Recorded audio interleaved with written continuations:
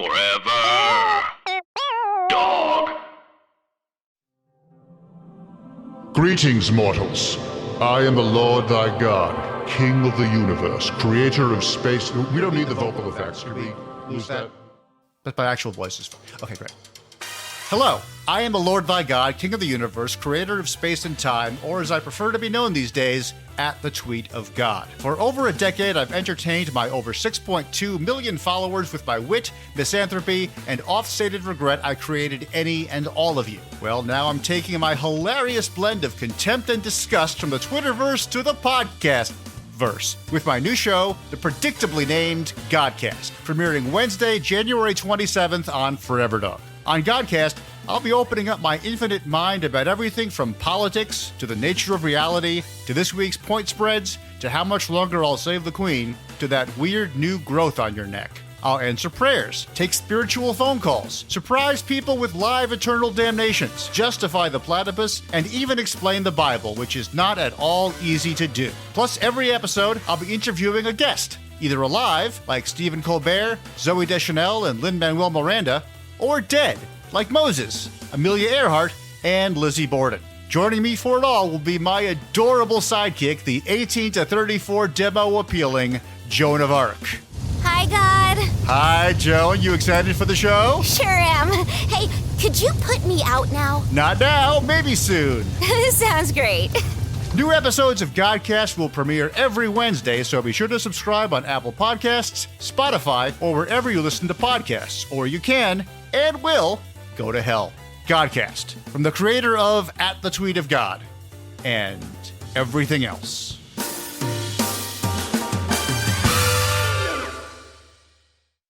Most things in life, I've had to figure out for myself. How to make money, how to write a resume, how to talk to boys. But when it came to signing up for health insurance, I had a hard time figuring it out on my own. Turns out, I didn't have to. Covered California was made by Californians for Californians. They have experts to walk you through the process and financial help for people who need it. Enrollment ends January 31st. Go to coveredca.com. Covered California. This way to health insurance. Forever. Dog.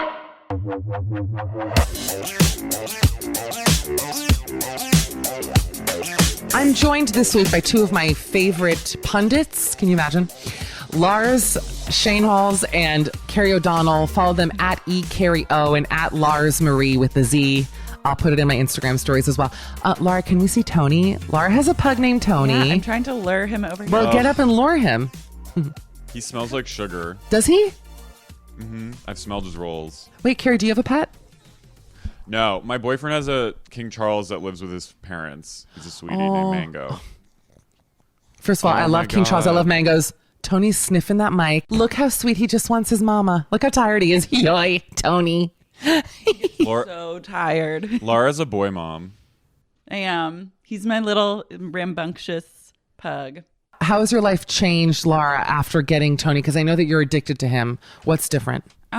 Well, we sleep together every night. Like, I let him share the bed. I started out being like, he's going to be in the crate at night. Like, he'll never set foot in my bed. And then that quickly changed.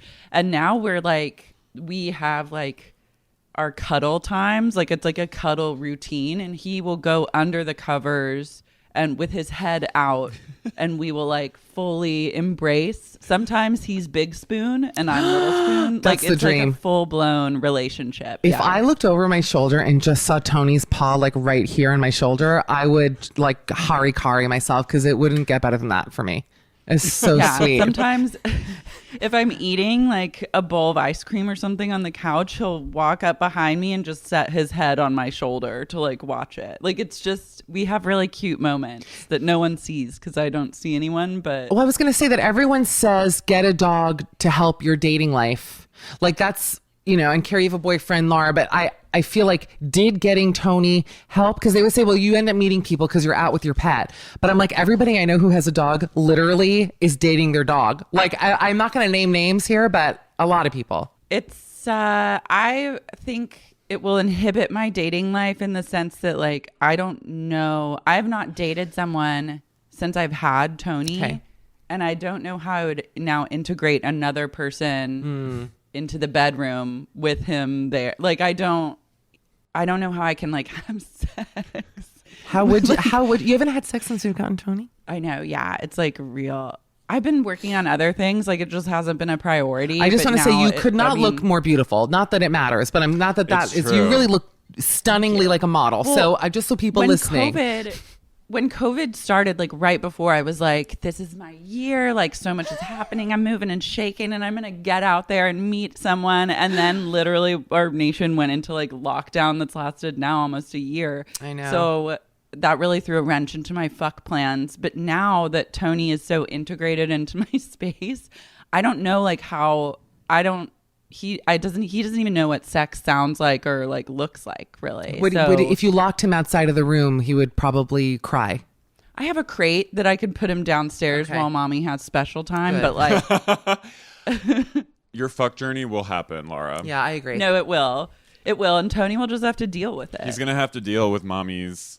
And then whoever I date is gonna have to deal with like a pug sharing the bed, like sleeping. It's like sleeping in a pigsty, basically. I think that's great. He's a little piggy boy. Tony is unreal. He's so like Simon and I we took Mango to meet Tony with Lara at Pan Pacific Park, and Mango was very overwhelmed by Tony in a good way. He's very sociable and wants to say hi to everyone. And then if they have food, obviously he'll like jump on their picnic table and just like stomp around and try and steal a bite. Isn't it funny how all of us, I swear to God, like last January, I was like, this is my fucking year. Like genuinely, I was like 20.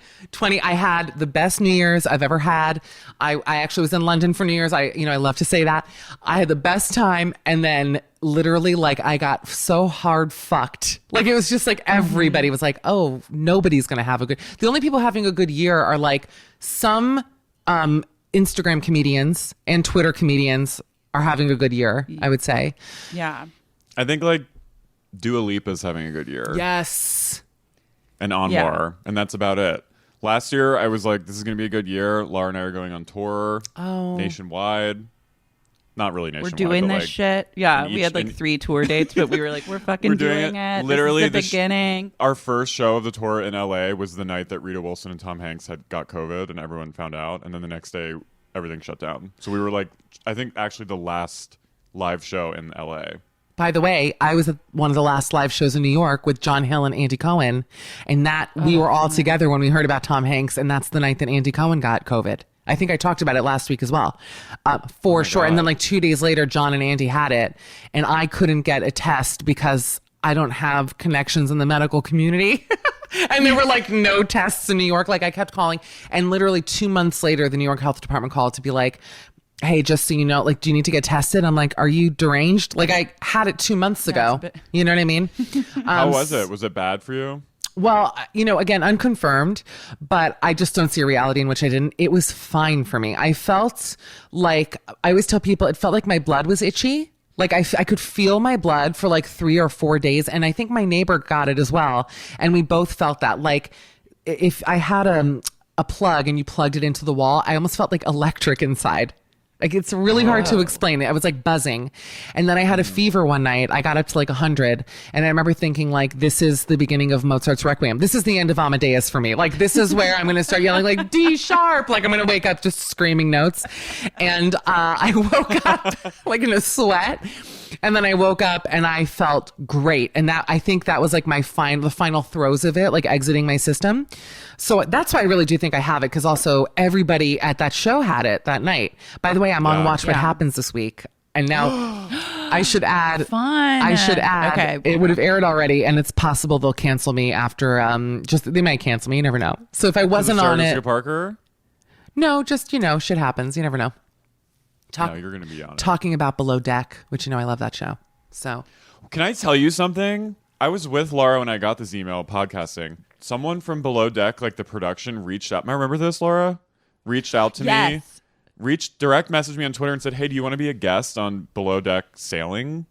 Sailing, yeah, of course. And I was like, I thought it was a scam, and then I Googled it, and I was like, oh, they're actually doing it. And they were like, if you want to get like a group of people together, like you can be on like a charter guest.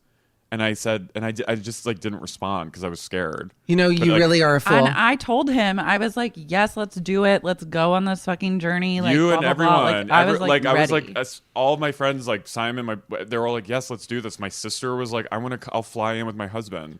And I just didn't say anything. Here's the trick. First of all, I always wonder about that because I know that I'm pretty sure that people get to go for free, but then I think you pay the tip. Really discounted. I think it's like you pay maybe together like $10,000 or you pool together. Yeah, but the tip you have to pool like 20 grand because you cannot look cheap when the tip time comes. You have to give at least 20 because when they give like 15, then you look like a piece of shit. The trick on that show to not being demonized as guests is just not drinking too much. If you can go on that show and not get wasted, which is really tempting to get, and I don't know if either of you drink or don't drink, but when I'm sober, so I think I'd be good. I knew that about you, Carey, so that's why I think you'd be great on it. We would be. I mean, my boyfriend and I are sober. Lars is not drinking now. Like, really? Yeah. No, I'm taking the year off drinking just to see, like, having an experiment to see how it changes my life. How has it changed you so far? Inspire me, because I feel like I'm doing the opposite this year, and it's not great for me. Like, I'm fine. I'm not. It's like a glass of wine a night, but I just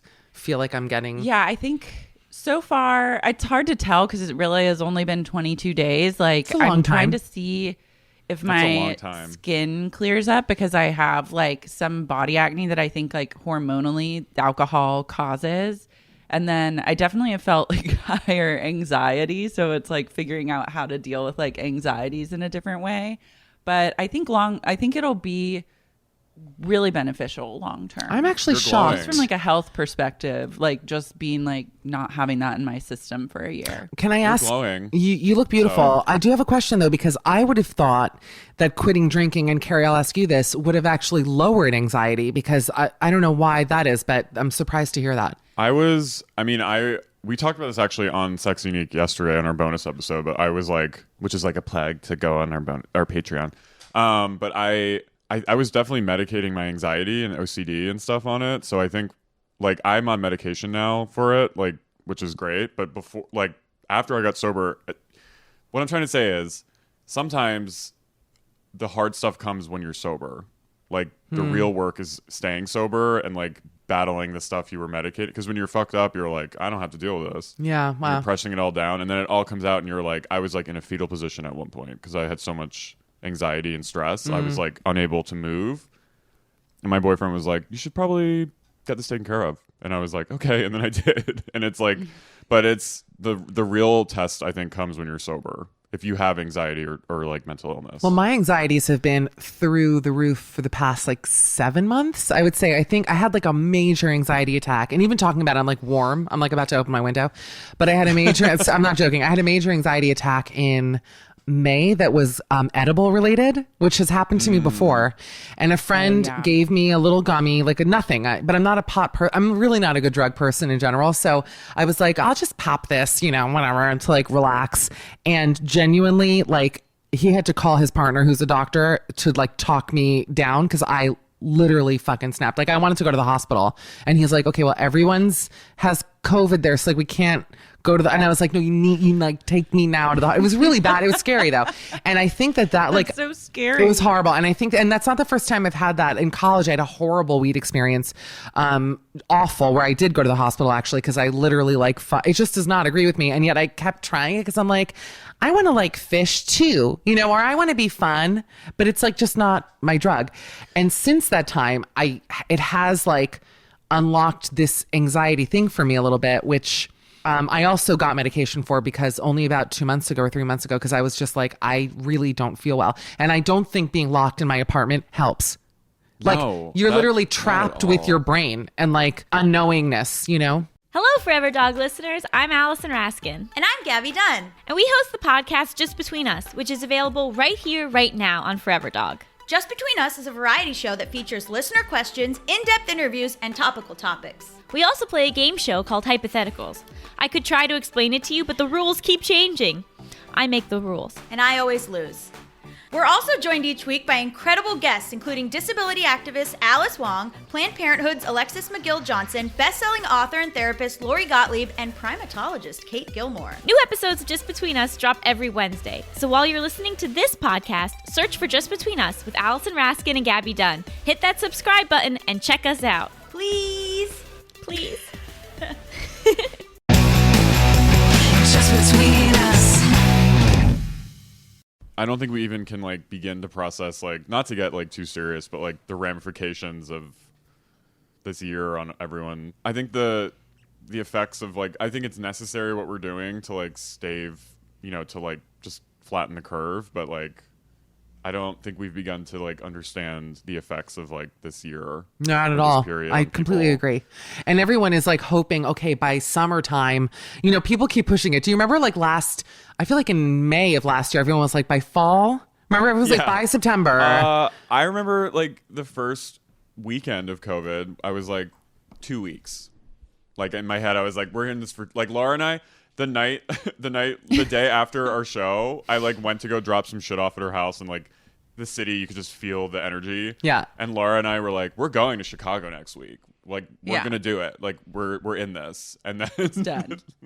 No. We pushed our New York show, which was supposed to be in April.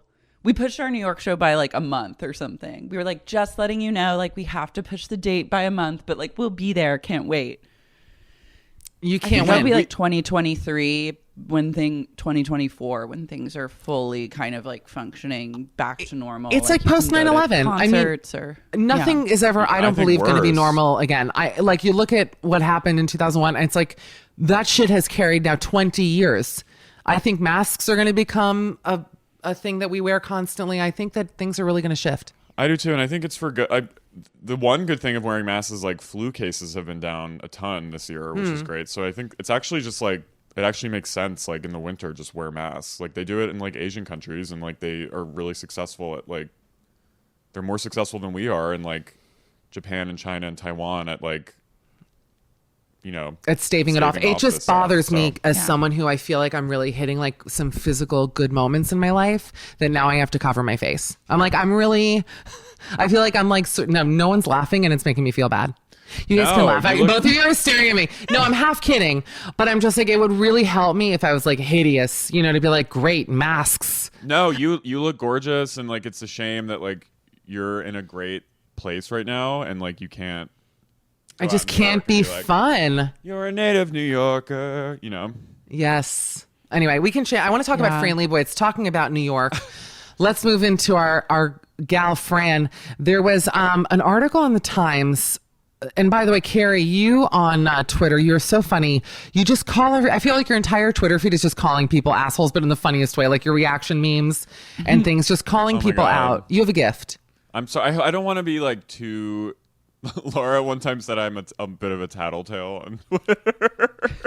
And I don't want to be like. I said he's lightly a part of Tattletale Twitter, but not in like an abrasive way. Wait, what is Tattletale Twitter? Will you explain to people what that is? Tattletale Twitter is just like I think there's a faction of Twitter that like calls people out. I wouldn't even say that Carey calls people. I don't think you call people out. I think you like comment or like point out, just like you do it in a really funny way. No, I just like, it's just like there's so much like ridiculous shit. And like I say stupid shit. I'm not like exempt from that, but like I'm just like, when someone from the Times is like what Michelle's going to talk about, I'm just like, come on, like why are you doing this? Like, do we need this at this moment?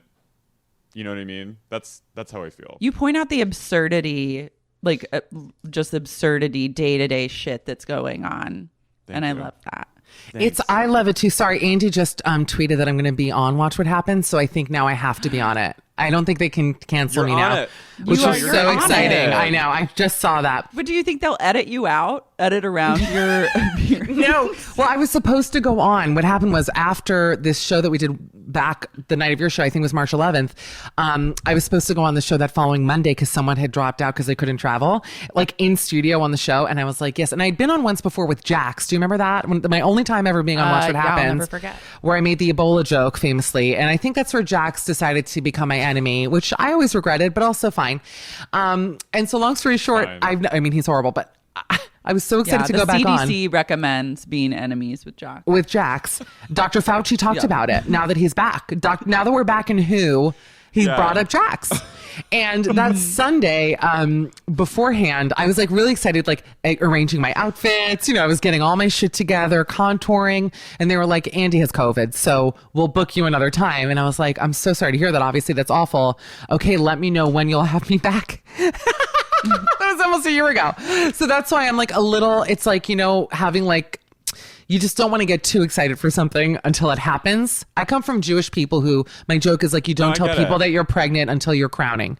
You know, like I'm Irish Catholic. Yeah, you get it? My mom is Irish Catholic, superstitious. So but can I just tell you something?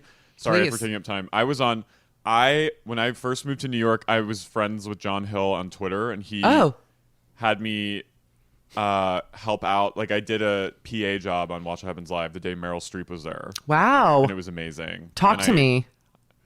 Well, no, I was like so excited. I thought it was going to turn into a job, and it was really fun. Billy Eichner was the bartender, and it was like before he got really big, and like we'd know each other for Twitter, and they had me stand in for him because we were like similar height. Yeah. And Andy came out, and he just looked at me and was like, "Hi," and like, "Who are you?" And I was like freaking out, and it was really cool.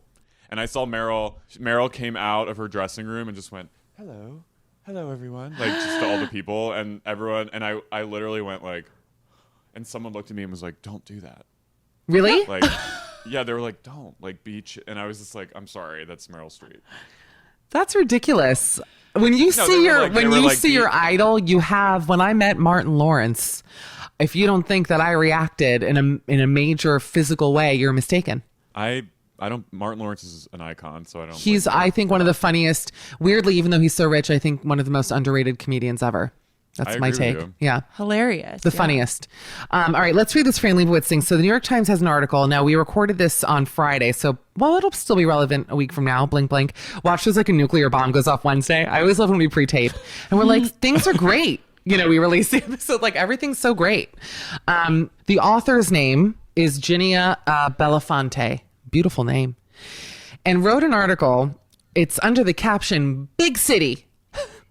And it says, everybody loves Fran, but why? Fran Lebowitz, professional wit, offers her take on New York in the new Netflix series. But for a city that's always changing, her shtick remains the same. I don't know, Ginia. We're going to get into this. It's so ignorant. It's such a stupid take to actually say out loud and then put in the New York Times. Did this person's editor or want to fuck them over? Like, what do we think happened here? I was like, because I've worked in media, and I know that like sometimes people will publish under fake names. So sometimes I'm like, is that a deep fake? Like, is that actually like a pseudonym to like thwart canceling? I think editors sometimes put people up to shit, and they know they want the click. I think New York Times is now just like fully trolling. It's also they're desperate for clickbait. Like they publish so much clickbait because the failing New York Times. They need like the engagement. So like they're publishing in like a very BuzzFeed way. Yeah, it's like Bari Weiss's. All of her op-eds were just like clickbait. Like they know they're gonna get everyone hating on it, and it works. Well, I will say this, that I read Fran Lebowitz when I was a teenager, like the Diaries of Fran or whatever it was called. And I remember being like, this is the funniest thing I've ever read. I just remember thinking, I have to move to New York if this is how people think there. Because it was like Seinfeld, not as like goofy, but just observationally very on point. And I watched her Netflix series with Martin Scorsese, and I thought, listen, yes, she's an old lady who doesn't like cell phones. She wears Brooks Brothers blazers. She's completely, I think she owns who she is 100%. She's very upfront about her struggles with money and success. And, you know, as a Jewish woman, she's so Jewish in it, you know, just about how unlucky she is. She's like a little George Costanza, basically. I mean, that's Fran. And so to say, like, why won't she change with the city? Bitch, are you insane? It's because she's the city. Like, that's the New York that we are missing. What should she turn into, a Dwayne Reed or a TB Bank? Like, what do you want Fran Lebowitz to do? She's representing when this city was actually New York and not some weird mall with, Hudson Yards. Am I wrong? No, I think she is like almost like a force now. And I think to ask like an element to bend is like, why? Why are you doing that? Why? Lara, Lara looks pained. Is it because Tony's in the crate? You look very upset. I'm like, Lara. I miss him. How dare you make me crate him? No, I'm reading this article as you guys are talking just to see like what shit this woman is saying. I have not really I haven't really delved into Fran's works or anything. I appreciate her like aesthetic and style, and like I feel like I get the vibe that she's putting off, and I'm here for it. It's just like, let Fran be Fran. Yeah, like, and also it's funny. Like, she was funny in it. Also, once you're 60, like once you've reached your 60s, the likelihood that you're gonna like, you pretty much are who you are. Oh, at 70, she's gonna be getting the iPhone 12 Pro Max. Like, can you even imagine Fran walking around taking like cell phone photos? I would barf. I would hate that. And she adds, the author, though Pretend It's a City was shot before the pandemic, Ms. Leibowitz seemed completely at ease. Though that sentence doesn't make sense. Well, she should be at ease if it was before the pandemic. Like, what are you talking about? As late as the end of the second decade of the 21st century, to apply her vaudevillian mode of grievance to hick tourists. Will they ever learn how to look where they're going? Times Square and the subway. Well, news to Ginia, these things still exist. Times Square, the subway, and hick tourists are still things that are annoying. Are still real. Yeah. Like, you have to like, I learned how to like barrel through people in New York. Wait, she says this. This is a real Debbie Downer. This is like a wah, wah, like every paragraph. I just need that noise. She goes, is the deterioration of the city's transit system funny? At the risk of sounding like a killjoy, I might have laughed a lot harder 15 years ago when it wasn't on the verge of bankruptcy. Wah, wah. Like, shut the fuck up. These kind of people don't know what humor is anymore. There's That's right. like definitely like a wryness and like that kind of humor that's getting lost in translation to a very specific type of person who's literally like, I could never laugh at something crumbling like that. How dare you? And like get personally offended by like, what, this older lady's view of the fucking subway? Like, get a fucking grip. Turn off the TV, turn off Netflix, and watch something else. I completely get cancel culture. I think that most of the time it's done correctly. Not always. I think everyone's quick to jump to cancel, but oftentimes it's deserved, right? Let me just read this because I do think this is a bit ridiculous. She goes, she says, Ms. Leibowitz is irked by the existence of a small Manhattan institution devoted to the history of immigration. It's called the Tenement Museum. Now, I had to go to the Tenement Museum when I was a freshman at Barnard College, and I remember hating it so much. I was like, why do I have to go in this tenement? And it was interesting. Like, I remember it actually quite vividly. So I guess it worked. But you remember, like, you saw where the kids would like stitch stuff, and you saw the marks on the walls, like how many people lived there. But it is funny to have a museum that's in a tenement. Like, tenements are, the idea of it can be funny a little bit. Am I wrong? No. I'm also still on the subway thing. Like, I was there. I was in New York when Sandy happened, and I'm sure you were, Michelle. And I was in LA, actually. Sorry, don't be mad. Oh, okay. Yep. No, but like I think the subway was already kind of on the. But like that's like we had months where we couldn't take the L train because the seawater was eroding. Like you have to have some humor because it was awful, and like how the point of being in New York is like laughing at some of the absurdity and like the hardship of living there, because it is. And then once you do that, it's like such a beautiful thing, and like she's missing the point of like that. I mean, maybe I'm sounding like idealized New Yorker, but like in the 5 years I lived there, like it toughened me up because you have to like laugh at that stuff. Well, that's what I'm saying. Wait, can I continue? Because I actually, I'm getting actually angry. Before I was like, let's like make fun. Now I'm actually feeling rage because I didn't finish the article earlier when I read it. She goes, when my son was in kindergarten, I accompanied his class trip to the Tenement Museum and watched 20 privileged children gawk at the recreation of tiny turn-of-the-century apartments. But Ms. Leibowitz doesn't see the point. I think she sees the point. She's a fucking comedian, basically. She's pointing out, you know what I mean by that? Like, are we not allowed to like laugh about things that could be a little bit, observationally funny? Like, you can still go with your child from their private school and show your kids the tub. It's not taking away from that moment, but she is joking. There's a funny idea in the fact that you're paying to go into a tenement. It's funny. You can laugh at that. I'm sorry. I just hate humorless people so much. And, I want to start a new podcast called What Makes You Laugh?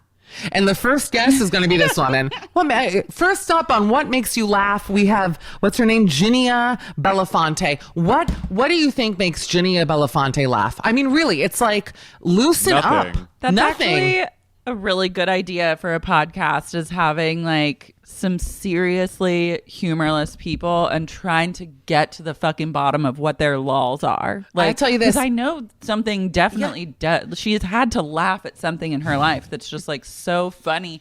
She like cried. I would also love to know what that was. Like, is she and she's into like physical comedy? Well, I went to Buffalo Exchange, which is like a used clothing store in 26th Street. She's a huge Perfect Strangers fan, Ginia. She, huge fan of Balky and Cousin Bronson Larry. Pinot. Yeah. I remember She's went like, down to Three Stooges. Ever heard of it? Yeah. No, she would hate the Three Stooges. She's like, what's funny about being bald? It's a problem for a lot of men. It's a problem.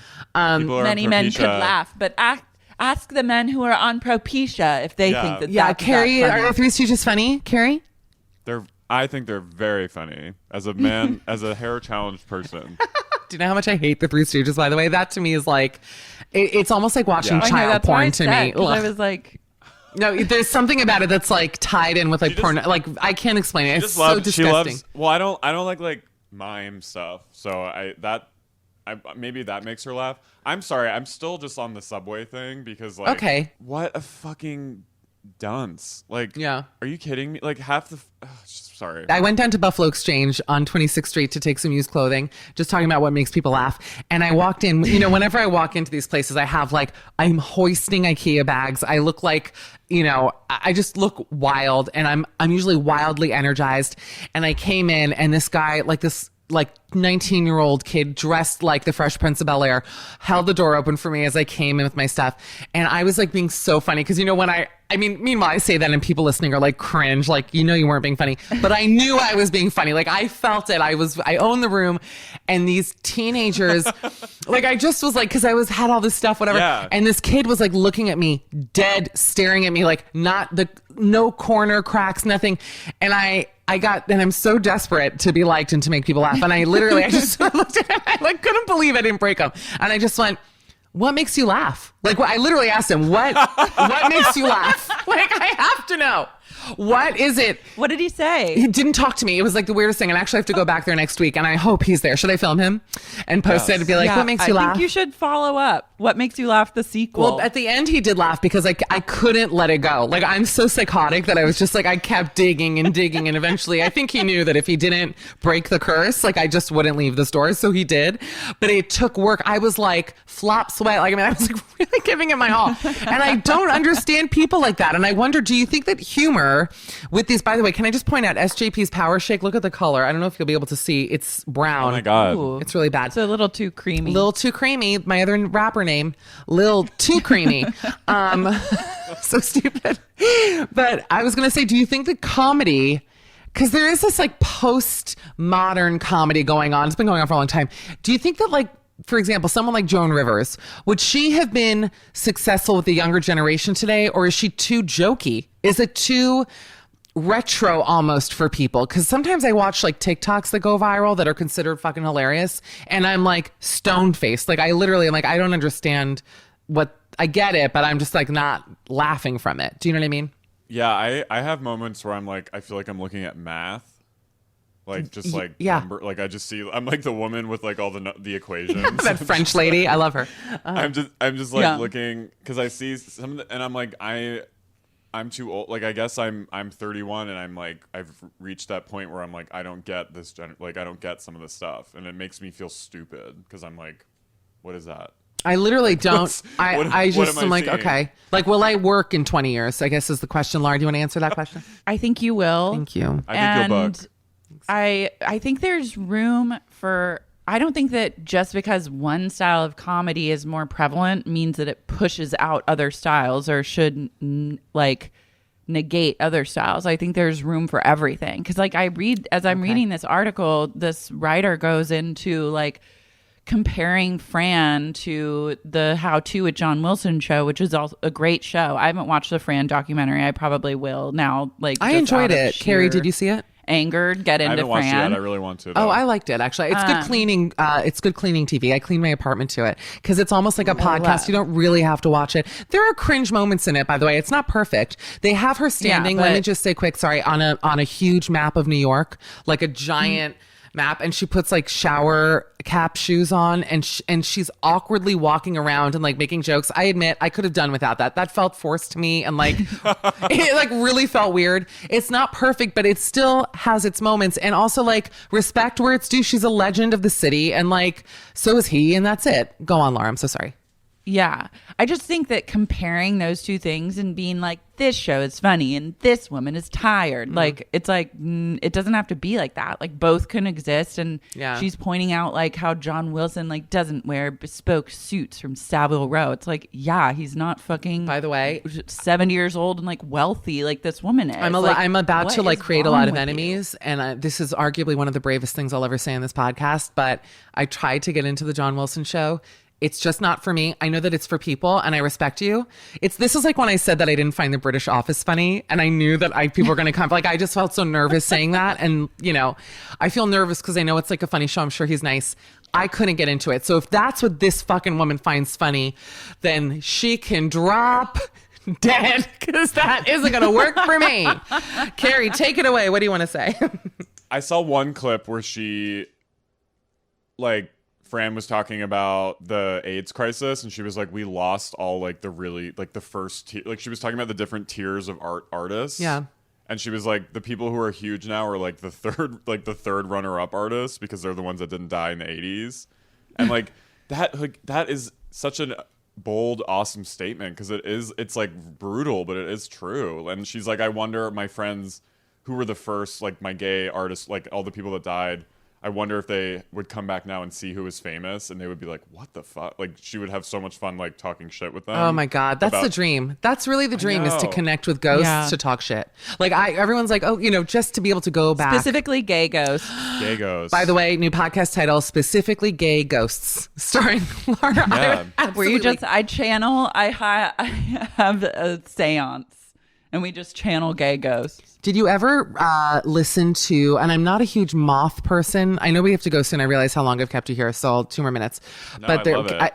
I'm having really, Carey's like, I love it. He has a long beard. His hair is more full than ever, by the way. I am Father Time. Yeah. There was a Moth podcast from, I mean, literally 10, 15 years ago. I hope it still exists, of a guy who was being haunted by a gay ghost, but a famous celebrity gay ghost who his family was calling him being like, hey, Tom, like, I forget who it was. They were like, we are getting spiritual readings. Like, this gay ghost wants to get in touch with you. And he had to go to this actor's home and lay in the tub where he died in order to rid himself of the spirit. Whoa. It's an incredible story. I wish I could actually, I'm going to Google it. I'm looking up gay ghost actor Moth. Can't wait for the results of this. Craig Chester. This is it. Look up, by the way, Gay Ghost has a Wikipedia page. And did you know that it's a fictional superhero of the DC Comics universe called Gay Ghost? There's literally that movie. Something called the Gay Ghost. Yeah. Why don't they have, can we please write the Gay Ghost Move for the over DC Wonder universe? Woman. Yeah. Can I say, make way for gay ghosts. my boyfriend and I, I'll do a quick story. Speaking Please. of gay ghosts, at his old apartment, we started having like poltergeist activity. Oh no. Like, Michelle, like legit, like candles were lighting on their own in the night, like because he had a Nest camera, because someone tried to break in once, and we saw candles in the dark lighting on their own, and it got to a point where he had to turn the candles over when he went to work, because they would light when he would come home, they'd be lit, and like we would hear like weird sounds and like see like kind of weird stuff in like the cameras, and just things were strange. So we did a little seance, and we built like a little Ouija board. My boyfriend's an artist, so we made like this really cute little like homemade Ouija board. Cute. And we actually got in touch with someone who said their name was RJ, and they said, what do you want? And he was speaking in French, and he said suck. Oh. Like he spelled the word suck. So we were like, maybe he's like a gay ghost. And By he was, the like, way, fucking with us. I would absolutely Wanted a suck beach. Gago stick to get rid of a poltergeist in my house in a minute. Yeah, I would do was it into even if there wasn't a poltergeist in the house. For the experience. I'd be like, you guys, crazy thing happened. RJ came over. Wait, everyone screams. They're like, what? I'm like, shh, let me finish. RJ came over. You guys stop. He's a ghost. Wait, by the way, it's I found the thing. It's Craig Chester. This is what it was. Craig Chester finds himself haunted by the ghost of a closeted Hollywood icon, Montgomery Clift. Montgomery Clift was very famous, actually. Whoa, he was the hottest. Hugely famous. Hugely. So Craig Chester, and he had to go lay in the tub. I just want to hope that it still exists if you Google it. Okay, yeah. If you search Craig Chester and Montgomery Clift, the first thing to come up is I Am Montgomery Clift, and that is the story. It says, a psychic told Craig he's haunted by the ghost of Montgomery Clift. First, wait, isn't this interesting though? I know we have to go in a second, but... Wow. No, but why was he like into him, or did he want to like possess him, or like what was the... Genuinely don't remember. It was so long ago, but it was crazy how he was hearing from all these people being like, hey, a guy named Montgomery called. Like, unless this psychic is a true troll, it's Barry Weiss. Like, really, it's Ginny... fucking Belafonte. Oh my God, It's Craig. old Ginia again. Craig- She strikes again. Craig Chester was in funny, she said. legendary gay comedy Adam and Steve with Parker Posey and Chris Kattan. Oh, He directed that yeah. movie. Adam and Steve. That's famous. Love. Well, listen, boys and girls, this has been just such a treat being here with both of you for as long. I've kept you now for an hour and a half, which is shocking. It's been a dream. First of all, Carey, I'm so glad we got to meet. I know. Hopefully we can all like get dinner when things are In 2023, it's 2024 or happening. whatever. Yeah. I can't wait. When I am eventually cast in a bit part on an LA sitcom, you will be hearing from me to hang out. And Lara, I adore you so much. If you're not already subscribed to Sexy Unique Podcast, which is Lara and Carey's podcast, run, don't walk. Leave a 5-star review for them. You can also leave one for me. I feel like people aren't leaving reviews anymore, and it honestly hurts. I'm like, okay, Yeah. I'm waiting. Right? I like, love leave a 5-star review. We love the 5 stars. We read them. They're funny. We have funny reviewers. People Yeah. write, they put Please creativity weigh into in. it. Weigh in and then check out, like RJ. Weigh in. I say, if you're going to say something nice, say it. If you're going to be a Ginia the fuck out of here. Literally, yeah. Ginia, do not write. Ginia's going to leave us both 1-star reviews being like, let me tell you about the New York think about subway. Okay. And I'm I going didn't think this was funny. kill her. Yeah. Guys, thank you for doing the show. Follow Lara at Lars Marie, LarzMarie, and Carey at ECareyO, ECareyO on Instagram as well. Guys, such a treat. Thank you for doing the show. I really appreciate it. Michelle, it was amazing. Thank you. Really fun. And that's basically it, guys. We'll see. Follow me if you want at Mishcall, MICHCOLL. Tell your friends about this podcast. I feel like I'm constantly, I'm not doing this for my health. Okay. That's a fact. It's actually affecting my None of health us are. negatively. Yeah. Okay. So please tell people. And that's it. Thanks, guys. We'll see you next week. Bye.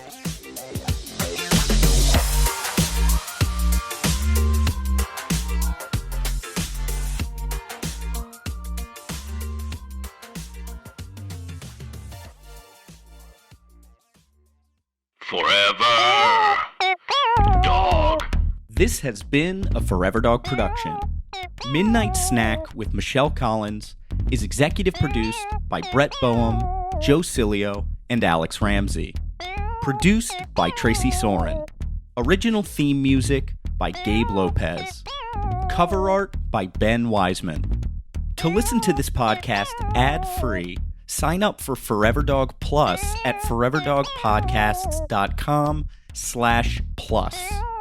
Check out video clips of our podcasts on YouTube at youtube.com/foreverdogteam. And make sure to follow us on Twitter, Instagram, and Facebook at Forever Dog Team to keep up with all the latest Forever Dog news. People with chronic pain will tell you, the hardest part isn't the pain itself. It's the way the pain steals your joy. For years, my husband lived with pain because we couldn't afford health insurance. Now, not only do we have insurance, I have him back too. Covered California is the only place to get financial help, and no one is turned away for a pre-existing condition. Enrollment ends January 31st. Go to coveredca.com. Covered California. This way to health insurance.